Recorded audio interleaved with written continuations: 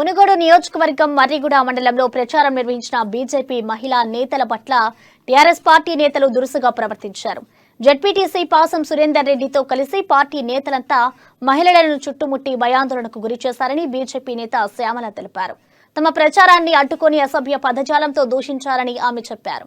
మహిళలు అని కూడా చూడకుండా ఓటమి భయంతో ప్రచారాన్ని అడ్డుకున్నారని మండిపడ్డారు. ఈరోజు మర్రిగూడెంలోని కుదాష్పల్లిలో మేము పొద్దున ప్రచారంకి వెళ్ళామండి.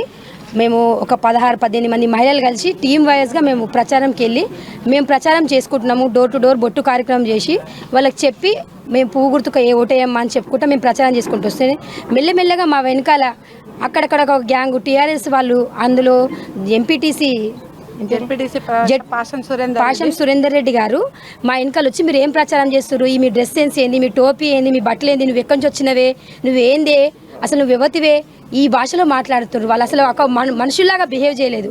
అయితే మేము ఒక 3 టీంలు అయితే తిరుగుతుంటే ఈ 3 టీంలు 3 పక్కల బ్లాక్ చేసారు. బ్లాక్ చేసి వీళ్ళని ఒక పక్కన ఒక 100-150 మంది వీళ్ళ దగ్గర ఉండరు. నన్ను చౌరస్తాకి తీసుకొచ్చి ఒక 1000 మంది మొగోళ్ళు నా చుట్టుముట్టు కనీసం నన్ను బయటికి మనుషులకు కనబడకుండా చేసిండ్రు. అసలు మమ్మల్ని ఏం చేస్తారో అని మేము అదే అడిగిన, మీరు ఏం చేస్తారు, మమ్మల్ని ఇట్లా చేస్తున్నారు, మీరు ఒక మహిళని కూడా చూస్తలేరు, ఏంది మా పరిస్థితి అంటే, అమ్మ మీరు ఎక్కడ అసలు మీరు ఎందుకు వచ్చిండ్రు, మీరు ఏం బీజేపీకి గెలిపించడానికి ఇదేనా మీరు చేసినట్టే, మేము ఏం చేసినామని వాళ్ళు ప్రశ్నిస్తుంటే దానికి చెప్పకుండా మీరు దొంగతనం గెలిస్తే, మేము కాదు దొంగతనం గెలిచేది, వాళ్ళు దొంగతనం గెలుస్తారు. మహిళలను అడ్డం పెట్టుకొని ఈరోజు వాళ్ళు చేసే విధానంలో వాళ్ళు ఓడిపోతామని భయంతో మహిళల మీద వచ్చి దాడి చేయడం ఎంతవరకు కరెక్ట్? అసలు ఆ మహిళలను ఆ దుర్భాషలో వాళ్ళకి ఆ మాటలు మేము చెప్పలేము.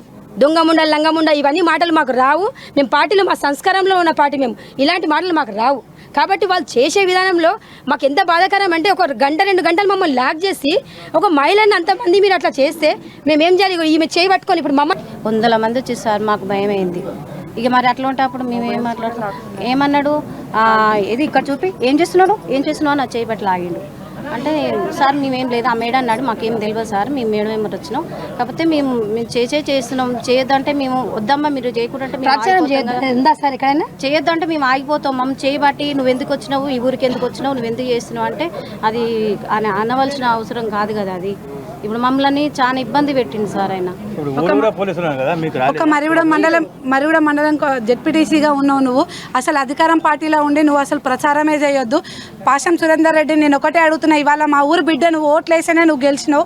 ఆమె మీద నీకు ఎట్లా అనిపించింది? ఆమెని ఒక కార్యకర్త, ఆమె ఓటు వేసేనే నువ్వు గెలిచినావు.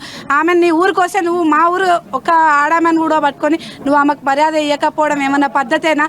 ఆమె ఏలూరు ఆమె కూడా కాదు, మన మండలం, మన క్యాండిడేట్, ఒక ఒట్టిపల్లి గ్రామానికి చెందిన వ్యక్తి.